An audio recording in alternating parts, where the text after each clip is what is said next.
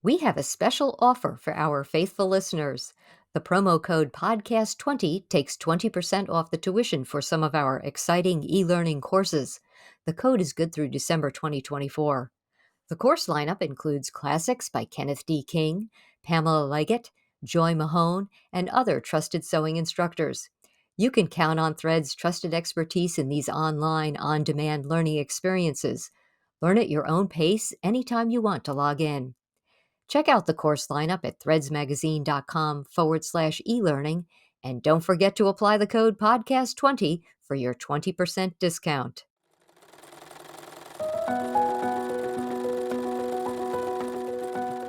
Welcome to Sewing with Threads, the monthly podcast with the staff of Threads Magazine. I'm Janine Clegg, your host, and today our guest is Becky Fulgoni.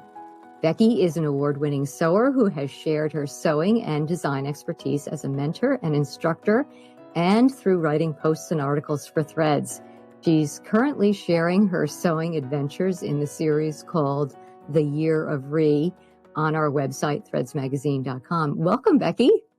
Hello. So good to see you. I guess you're in your Florida home right now. No, actually, I'm in my Michigan spot. Okay. It doesn't, kind of hard to tell with a wall, but this is the Michigan house. Right. Well, because it's warmer weather in the States right now. So that's right. Well, it's supposed to be, but today it still feels a little cool. But in Florida, it's a little warm, so we're glad we're here. Well, welcome. I want to talk to you a little bit about your series, The Year of Re. Could you just first explain what this series is? As I was wandering around last year, finding projects, and I realized that a lot of things get sort of stashed in the back of the closet. So something that I made that I really love the fabric, but didn't turn out quite the way I wanted it to, or I found something at a thrift store and it was going to be this great magical thing and it never happened. And so there are, boxes and stacks of these things in the back of the closet. And I thought, those probably should get some attention at some point. I think moving over the last couple of years, we turned into snowbirds and we moved and changed houses. And so a lot of that stuff, like, do I hang on to it or does it go in the Goodwill box? And so I probably wasn't as ruthless as I could have been. And so I still had a pile of this stuff. And I decided I needed to be a little more,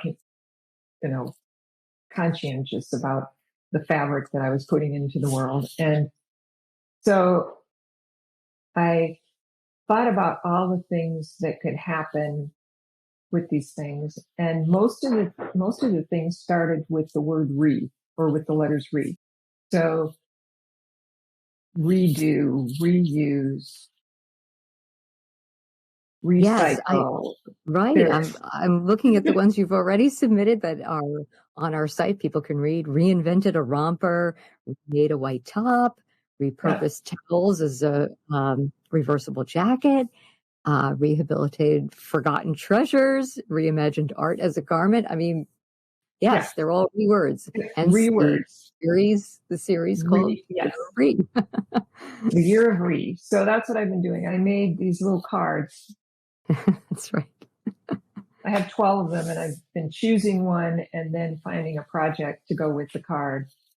And it's interesting how I wasn't sure how the cards would work, but it's really been interesting to choose a card, and almost instantly something will pop into my head. Oh, I remember when I was looking for something, I saw that, and that's going to work.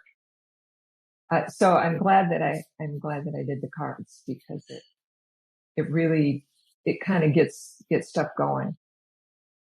It's a great series so far. A lot of people are enjoying it and making comments about what you've created, and it's very imaginative. what you've come up with Well, thank you. many times. We're very impressed by it. There's a lot of stuff in your closet we find that, I think so.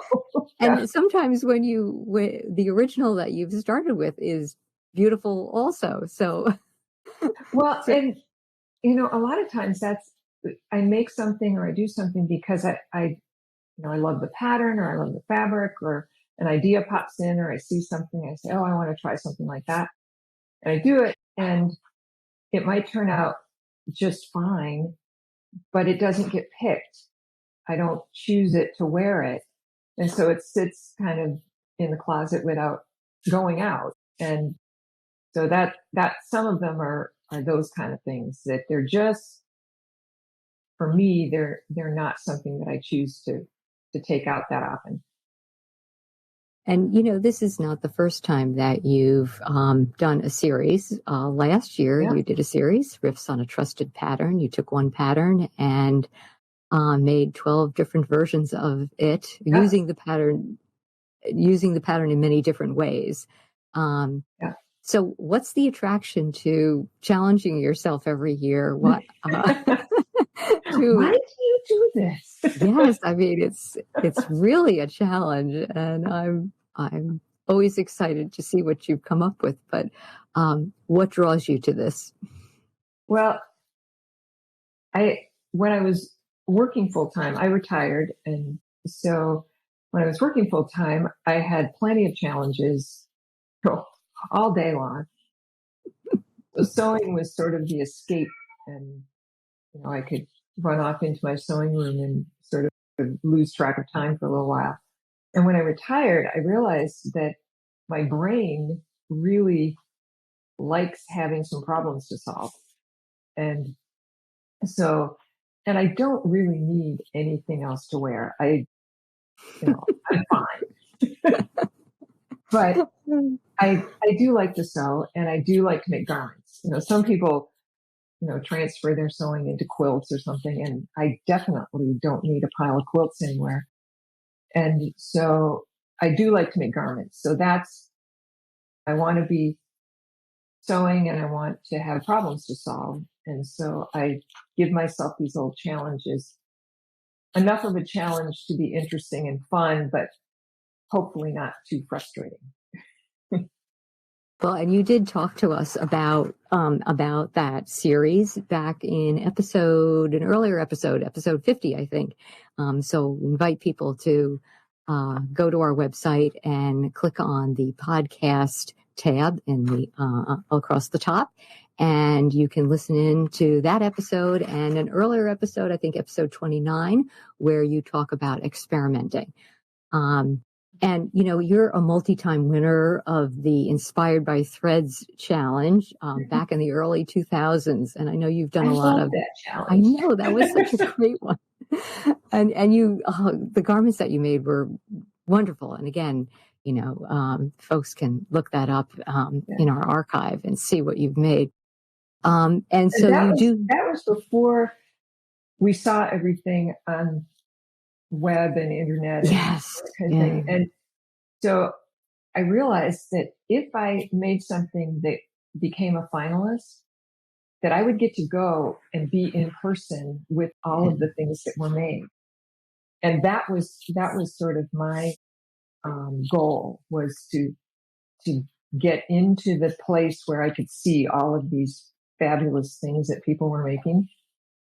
So it was lovely that you guys picked some of mine for winners, but just being in the back room with all of those clothes was sort of my, that was my win. I'm sure you were inspired by some of the other Oh garments my that you gosh. saw. Yeah. They were, the people that came were so lovely, and the garments that everyone brought were so imaginative and spectacular. And being up close with them to see the actual details in the work was really, really great. I love doing that challenge. Did anything strike you in particular? Anything you remember today, years later? The well, the one that I did that I found a picture of it. I guess I don't know where the garment ended up, but I had taken a pair of jeans and put yo-yos all over it. Oh, And the yeah, the quilting. little, Yes. and I don't quilt. And I was thinking, what was I thinking with it? Because I don't quilt. And but I looked up, and there had been an article about using yo-yos. Those fabric And yo-yos, right. so Yes. that was my interpretation of yo-yos, and they ran all the way up and down the leg of one side of the jeans. But okay. Well, that's interesting because your mom, haven't you told us that your mom was an accomplished quilter Yes, and she that you is. learned to sew from her? Yep.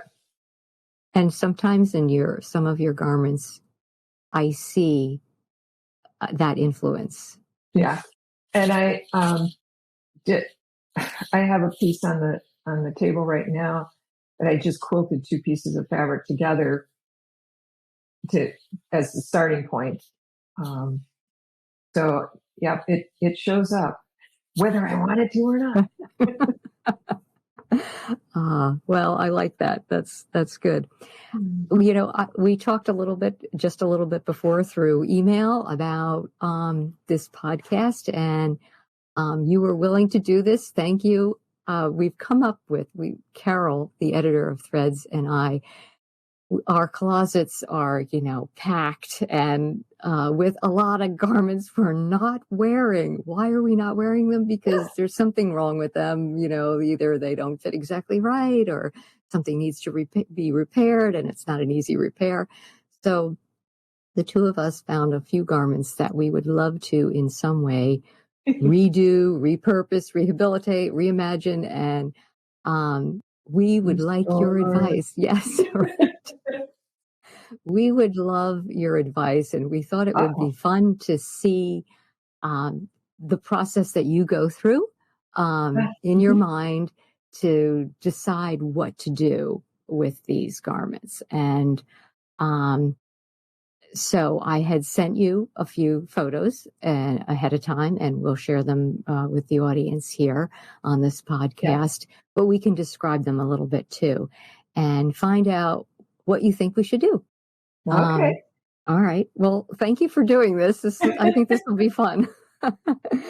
So, Carol had two skirts that she would like to do something with. One of them is a wrap skirt, and it's a tie silk ikat pattern, and it's a fairly straight skirt and rather long on her. And she said that her mother-in-law had bought it for her and she loved it. And she did wear it for a time, but it's very straight and not as comfortable because it's so straight. And when she sits down, it opens up a little bit, and she's a little self-conscious about that. The fabric itself is all one piece, and it's shaped by darts at the waist.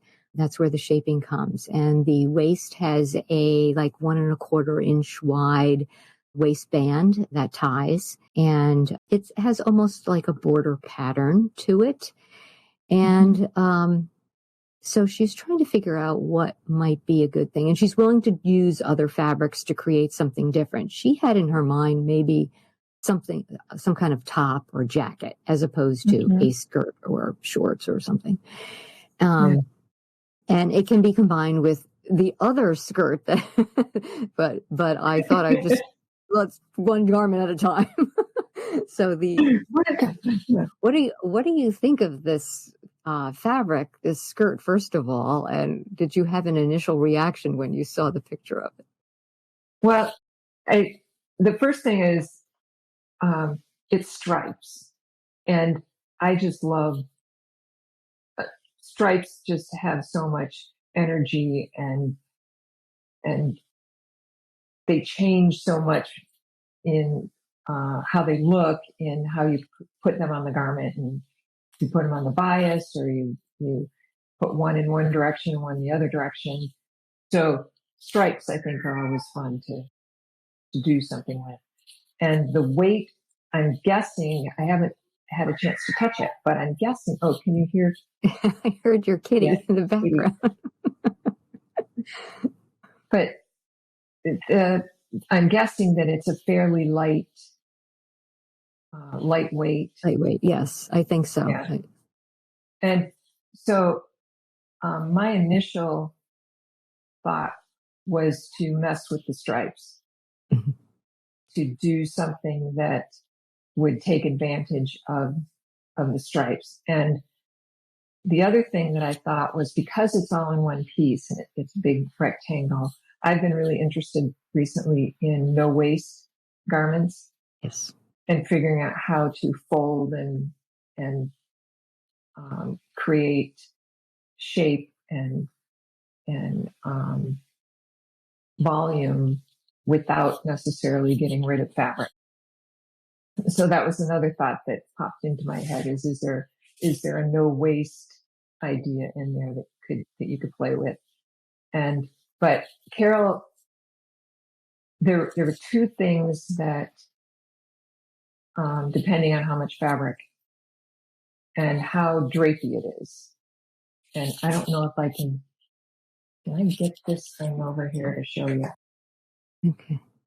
While you're getting that, I'll tell you that Carol said that she figured it was about 2 yards wide, and the length was about 38 inches long from waist to the hem. Okay.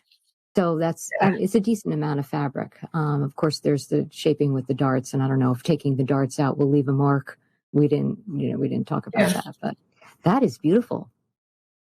So this is one. Nice. This is. Let me see if I can. Okay, so gorgeous. This is actually one piece of fabric that I put on the bias, and that was folded there, and then it continued here, and there's a seam. So there was one of those squares in the front and one of those squares in the back put on the edge. Okay. And I was wondering if you put that piece, and you would end up with the border running sort of sideways down the edge of the glass. Right. And so these were the two pieces that I had left. Wow. What kind of fabric is that, Becky? It's a gauze.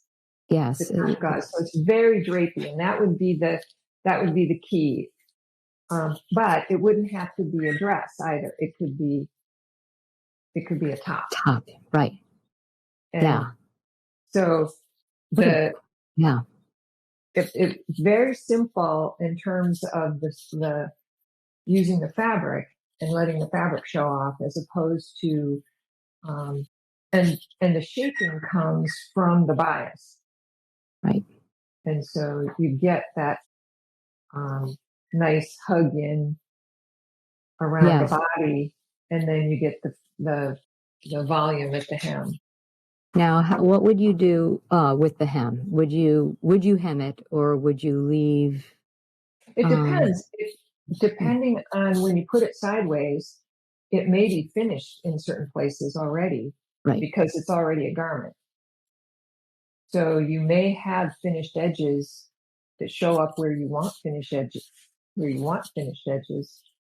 And if you look at it and you want to use that edge, you could copy whatever the edge that's there. You could use that in other places on the garment if you have a raw edge that you want to do something with. Okay. I think Carol will like this idea, because she is very interested as well in the zero waste design concept. Well, and when you have a gorgeous piece of fabric, you don't want to lose any of it. Exactly. You want to keep everything. That's right. And those two little pieces that you have left, you can do a little clutch or something. Yeah. Well, and I was trying to figure out if I could do pockets, but it's kind of swishy, and I figured that I would just catch on it as a pocket. So, Right. but when I finished it, I thought, I should have just folded it and left it Oh, in instead of front cutting it off. Yeah, to create a just little as a little interest collar there. kind Yeah. of thing. Yeah. So next time. Okay. Well, yes, you need to have several different designs like that. So that's for the next Yeah, garment. Absolutely. There you go. that's right. Well, thank you. That is an excellent plan for that ECAT. Like that. Well, and Okay. there was I in the work I did, there was a lot of brainstorming time involved, and one of the things that I was taught by someone who's really good at brainstorming was you have to go to ridiculous, and so your first three ideas are probably reasonable, and you know they would work, but then you have to go to the one that everyone in the room goes, "What? Are you crazy?" And that's where the imagination really kicks in, and that's where you really start to have the ideas that will change things. The first ones are probably just kind of redoing stuff that you've already done, but if you get to ridiculous, then you're on your way. And so that when I'm looking at these things, um, sometimes my dress form gets looking pretty silly before I actually start to do anything because I have to So get to this is ridiculous. you're drawing from your experience as a costumer. You did some costuming work. Is that Yeah. the Yeah, so you have to get to ridiculous before it gets good. I like Yeah. that. So, well, all right. The second skirt that Carol came up with, that she found in her closet, is a floor length formal. It's a formal Yeah, skirt, yeah. I'm pretty sure, and she thinks it's a damask on the outside, and she's not sure what the fiber content is, but it's fully lined. It's a gold colored or champagne colored skirt, and it's pretty straight in the front. In the back, there are pleats like just below the derriere and to the floor, and the pleats are edge stitched along the folded edges, not all the way to the floor, but edge. Well, actually, they may be stitched all the way, but it's just on the very edge so that they keep their crisp line, their crisp Mhm. pleats. And she said it's about a size medium. She said it's a size medium and it's about a size 10 ready to wear, she figures. And it has an invisible side zipper closure. And she had this thought in her head about using that pleated section I just described for maybe the back of a jacket. Mm-hmm. But maybe you have a different idea for this skirt. Well, that was one of the things that I was wondering is there's a lot of volume there, and so Yes. that would be the question: how is that going to be overwhelming for the back of the jacket? And you don't have to use all of them; you can use a few of the pleats, Oh, and okay. so that it doesn't have to stay in. The whole thing doesn't have to go in, but that would be very elegant on the back to have that open up and just the movement and create the interest on the back of the garment. And there'd be plenty of fabric on the front to do something. And that edge stitch might be a detail that would be nice if you did sort of a standing collar to Oh, use that same edge stitch detail somewhere else in the garment, so that you.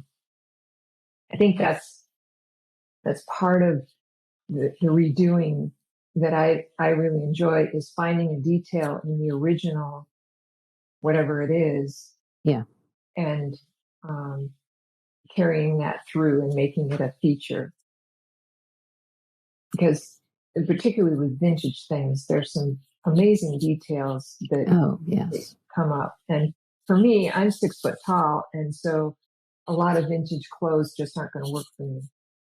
And so being able to redo them in a way, but respect the details and create something that takes those and makes them special, I think is a fun way to sort of honor that. Now, on this skirt, the print, the pattern on the fabric's pattern is large floral design. Mm-hmm. And I have no problem with large floral stuff on me. But like I said, I'm 6 feet tall. So. Well, how do you have to do a lot of figuring with that, or do you sometimes just say, I'm cutting it, and wherever that design lands, because I'm thinking if it's a jacket, is there going to be enough fabric for sleeves and the front? And okay, the back we talked about, but I mean, the skirt is fairly straight. So there's not a lot of volume in the front. And I'm trying to figure out if there's enough there for sleeves, and then also fussing with how do you want this print to show up? Yeah, where do you want it? Right. And one of the sort of tricks I use with that kind of thing is because you're working with limited supply. I think piping is a wonderful thing. Mm-hmm. Because all of a sudden the piping takes over as the design, and you don't notice that there's a fleur-de-lis over here, but there's not a fleur-de-lis over here. Yeah. And so if you want to emphasize symmetry, but the pattern and the fabric doesn't do that, something like piping that can be made symmetrical and take that role, and then the design of the fabric can sort of be second. And you'd go with a contrast piping, right? Yep. Probably stripes. Right. There you go. Yeah. But and you could do the tone on tone, mm-hmm. or a stripe with the same tone to it, because it is an elegant fabric, and you don't want to go into Clownville, but there are ways to do that. Or black could be really stunning. Oh yes, right. That would make it really dressy, right? A black edge on it. And so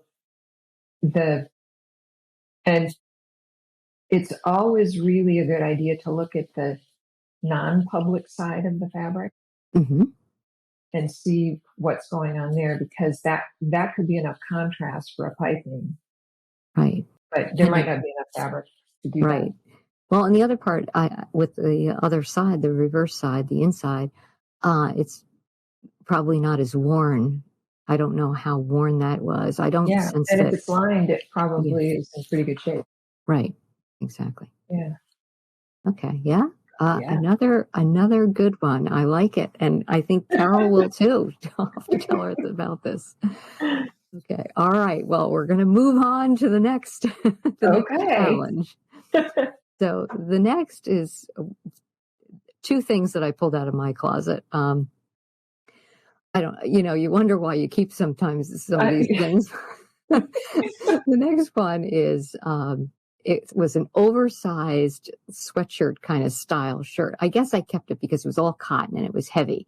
And I like, heavy cotton things. And there are stains on it. It was a hand-me-down from somebody who was getting rid of it. And it's really old. I would say like 1980s when I'm looking at the style. And of course, it's huge on me. So, but I wanted to do something with it because I liked the weight of the cotton.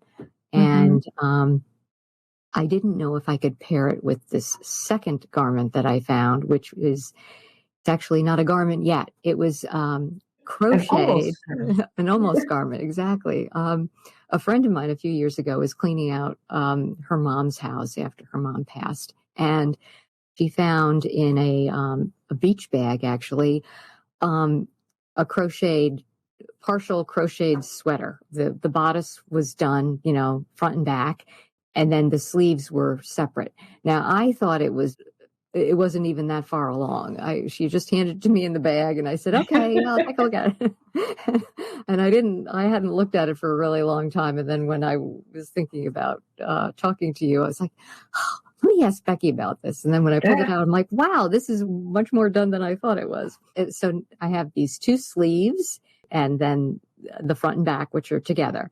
And I love the pattern. It is crocheting cotton, and I found the crochet hook stuck in one of the sleeves and some of the yarn in the bottom of the bag.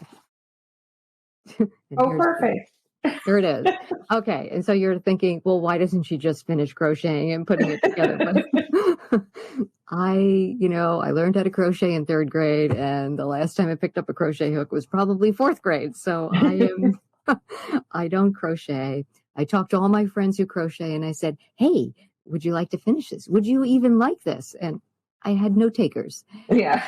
And we have no pattern for it to finish it. I think it's not quite done in the armhole area, but I would really love to incorporate it somehow into a garment. I pay tribute to my friend's mom, who is a wonderful seamstress herself, plus she crocheted. So is there a way to combine these two garments, this cotton sweatshirt style and this crocheted cotton top, partial top? There's a challenge.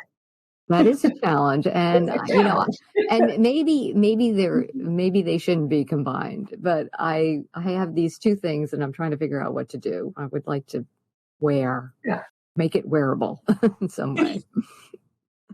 Well, that was sort of the first, when I thought, just stick the sleeves in there. And a couple thoughts. Often sweaters, there's sweaters that are fully fashioned, meaning that all of the details were knit or crocheted into them. And then there's some that you realize just were cut. They were knitted fabric and they were just cut and sewed together. Right. And so you could just sew those sleeves in and see, oh, maybe that'll work.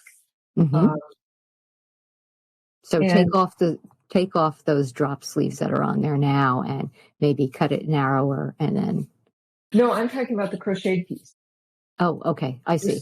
So just sew the crocheted sleeves right into the hole that's there, not really worrying about whether you're finishing it with a crochet. Okay. And at that point, you may hate it. Yeah. But you put it in, you can take it out. Right. Okay.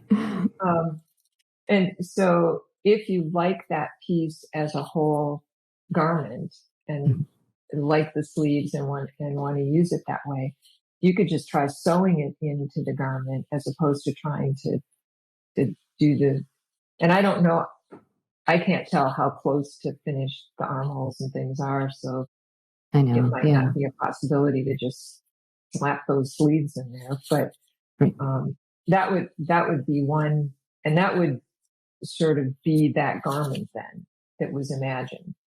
Right. But thinking about mixing the two together, the sleeves are dropped, and I don't know if you cut that sleeve off, if it would be a long sleeve on you. Wouldn't be on me, but you said it's oversized. So depending on how long that sleeve is when you take it out of the sweatshirt, could put that sleeve into the crocheted garment. Okay. And then maybe take the collar from the sweatshirt and put that on the crocheted piece as well, just to, you do 3 things and then it's designed, right? Right. Okay. But if the actual sleeve in the sweatshirt isn't long enough, you could just cut a new sleeve out of the front and back of the sweatshirt. Yeah, I think the sleeve would not be long enough because I have kind of long arms. And I think because that was a drop sleeve, Right. Right. it would be too short. So yes, I think I'd have to cut. Now, see, I didn't even think of that. Cutting sleeves from the front and back of the sweatshirt. And I get, And yeah, then they could be whatever shape you wanted right, with the crocheted tunic. right. Yeah, because I was not really a fan of the stretch knit cuffs on the sleeve. So, So then okay. you could use the um, basically you could use the sleeve of the crocheted sleeve as your pattern Right. and use that to cut from the sweatshirt. Okay. I wonder if I could take the edge of the crocheted sleeve, which, has a little bit of Yeah, a, yeah. and add that. Or even a border, Right. Yeah. or more than just the edge. Oh, okay. More like a cuff. Okay. Yeah. Okay. All right. I'm on it. Top of the sleeve. Okay. All right. I'll have to report back. Yeah. And you can run that idea around for a while and then put it back in the closet. Yes. To think. Thank you. Very good. Very good thoughts. Thank you for that. All right. Okay. Last garment. Okay.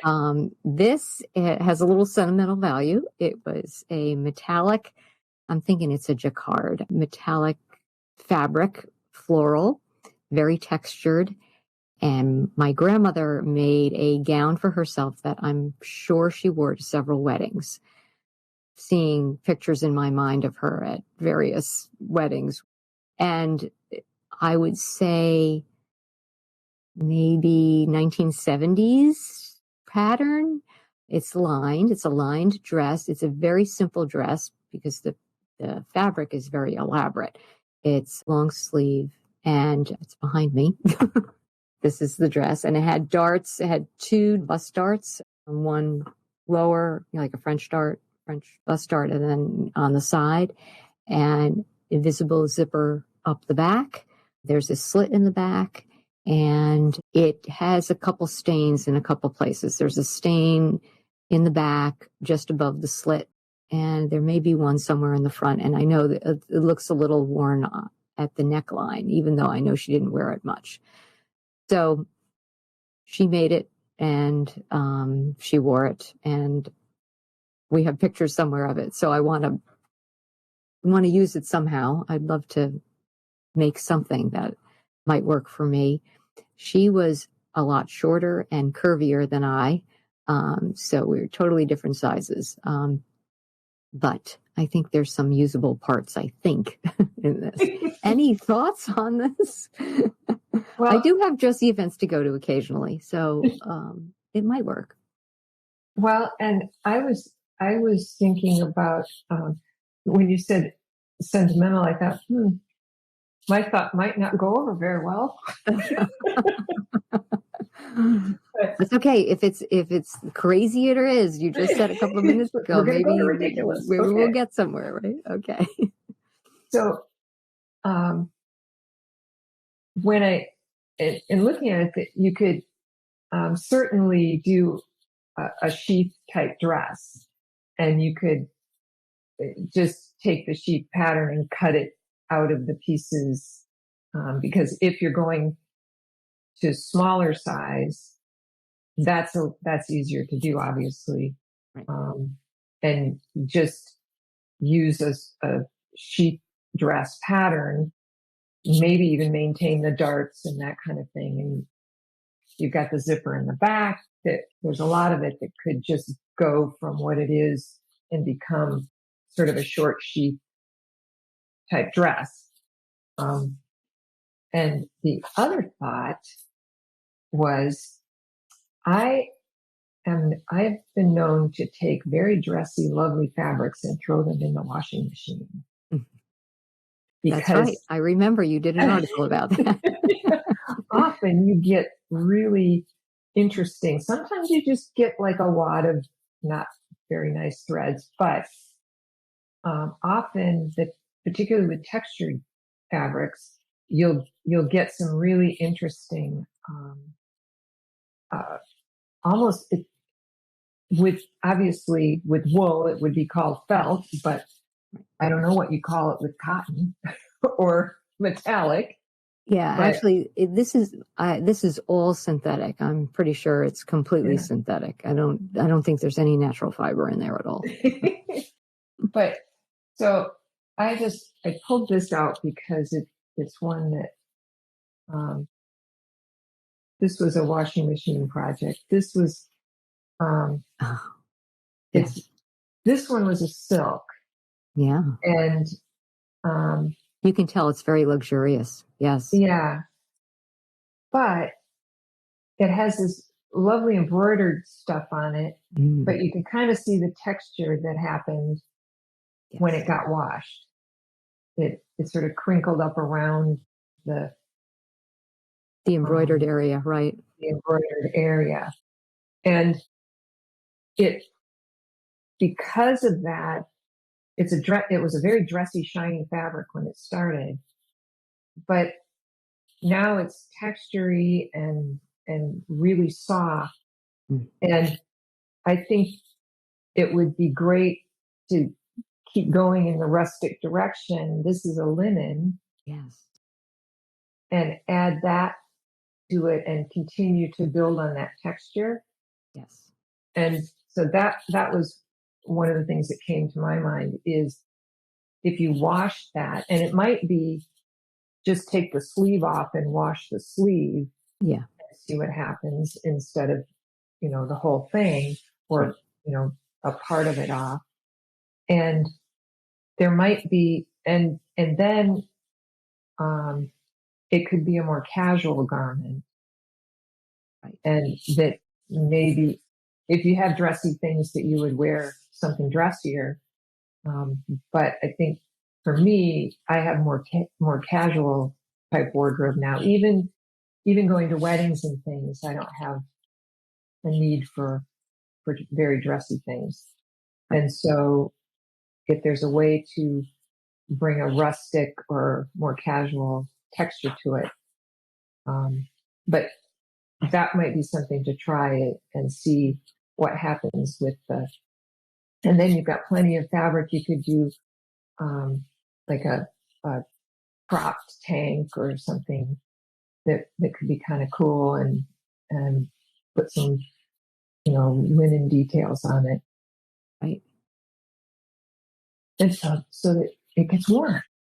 Yes, exactly. Exactly. That is the point. Oh, Yes. I like that idea too, to yeah, bring a little bit more um casualness to it so that you are not afraid to wear it because, oh, it's too Yeah. dressy. I can't. It's too dressy.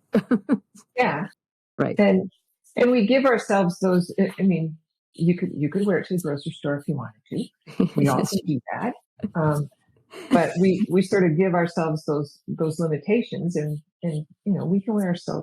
It reminds me when my second son was born. I was feeling very mom blobbish, and you know, I was nursing, and so I needed things that were washable and blah blah.